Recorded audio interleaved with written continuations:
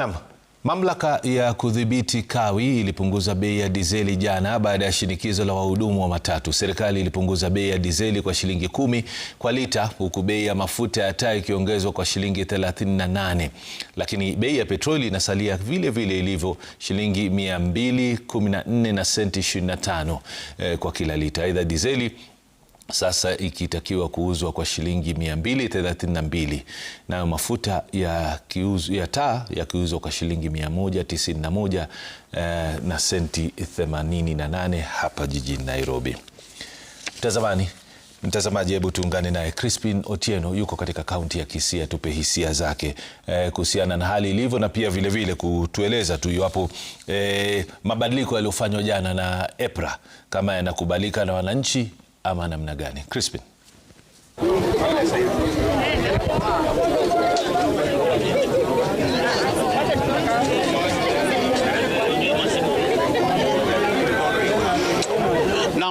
Nimrod, tumerejea tena kwa siku ya pili baada ya maandamano ya wahudumu wa matatu kote nchini, na hapa nipo katika steni kuu ya kuabiri magari katikati mwa mji wa Kisii. Unavyotizama, hii ndio taswira kamili katika eneo hili, hawa wakiwa tu madereva kutoka wanaofanya kazi na magari kuelekea maeneo mbalimbali. Hii leo nataka tu kuzungumza na baadhi yao hapa. Hapo jana hali ilikuwa tofauti jinsi ambavyo tunavyoona kwa sasa. Je, katika kaunti ya Kisii mgomo ungalipo kuja? Tuambie, unaitwa nani? Naitwa Evans Momanyi. Ni dereva naendesha kutoka Kisii nikienda Kisumu. Lakini sasa vile maandamano ilianza jana, hatuna raha, hata abiria wenyewe hawako.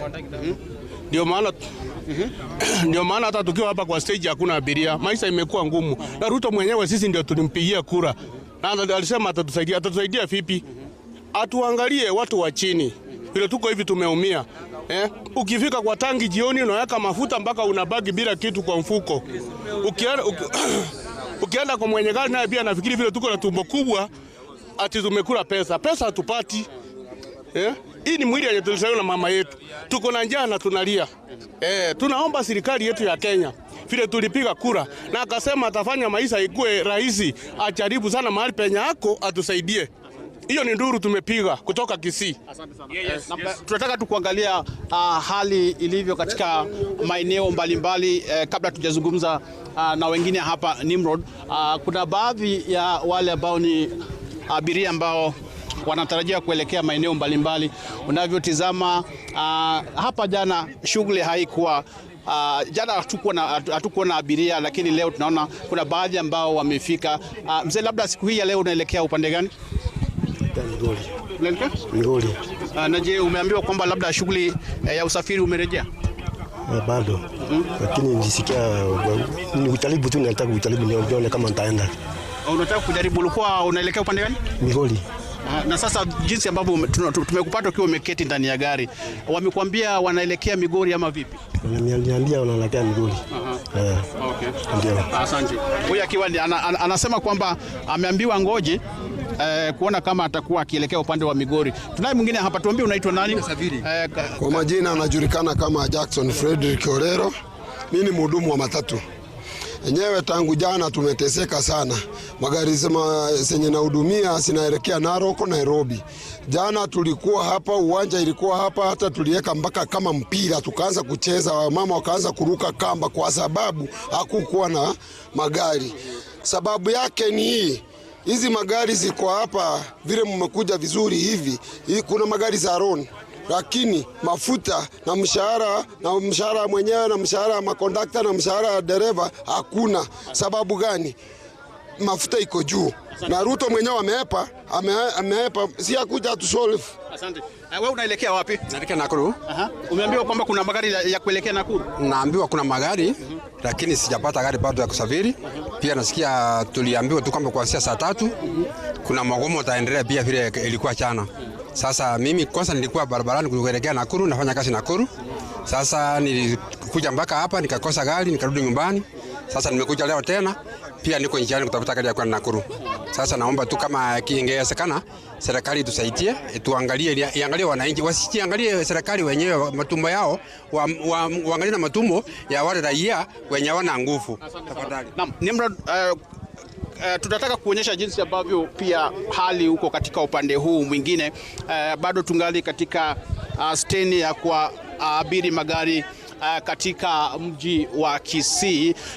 Hivi ndivyo hali ilivyo. Katika gari hili tunaona kuna tu abiria mmoja, dereva atumuoni katika eneo hili. Kuna wengine pia katika upande huu mwingine unavyotizama, kuna dalili kwamba wanapanga, lakini wale ambao tunazungumza nao wanasema kwamba kuna dalili ya usafiri. We labda utafanya kazi katika steni hii na hali iko vipi? Magari yapo?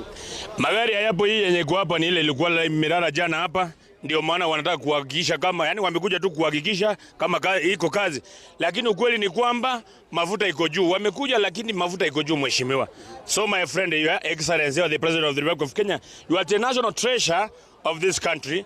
And the symbol of the president is promoting national unity. Hakikisha kama unataka amani hapa duniani, hapa hii nchini yetu Kenya, hakikisha unateremsha bei ya mafuta ili mwananchi wa kawaida afaidike na uongozi wako. Moi alileta maziwa ya Nyayo, Uhuru Kenyatta alileta Linda Mama. Wewe umetuondoa pesa kutoka kwa mfuko, tumebaki bila hakuna kabisa. Sasa kuzaliwa Kenya, swali nakuuliza mheshimiwa, kuzaliwa Kenya ni laana ama vipi? Tueleze tujue my friend, tuame hata nchi nyingine. Inakuwa namna hiyo. Thank you very much. Asante sana. Na ni maswali, ni baadhi tu ya wakazi wa kaunti ya Kisii wakielezea tu hisia zao katika steni hii ya kuabiri magari eneo hili la mji wa Kisii. Nataka tu kuzungumza, naona kuna baadhi ya magari ambayo yanazidi kufika hapa. Hatujui magari hayo yametoka upande gani, lakini nataka tutafuta labda abiria mmoja ambaye ametoka safari tuweze kuzungumza nao. Gari hili tutakuwa tunazungumza na madereva ambao dereva ambaye ametoka sijui ni upande wa Migori. Tumeona umeshukisha abiria, labda umetoka upande gani? Karibu katika runinga ya Citizen. Tuambie umetoka upande gani? Umetoka side za Migori. Naitwa Bernard Krage. Mimi ni mkazi hapa Kisii. Ndio nimetoka Migori tumefika hapa. But sasa when tuko hii area hakuna wateja. Kazi iko chini sana.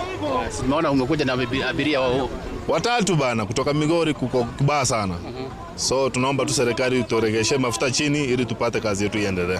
Kwa hivyo kwa wewe kama dereva wa gari hili unahisi bado mgomo ungalipo katika kaunti ya Kisii? Huko. Because hapo barabara hakuna wateja. Asante sana.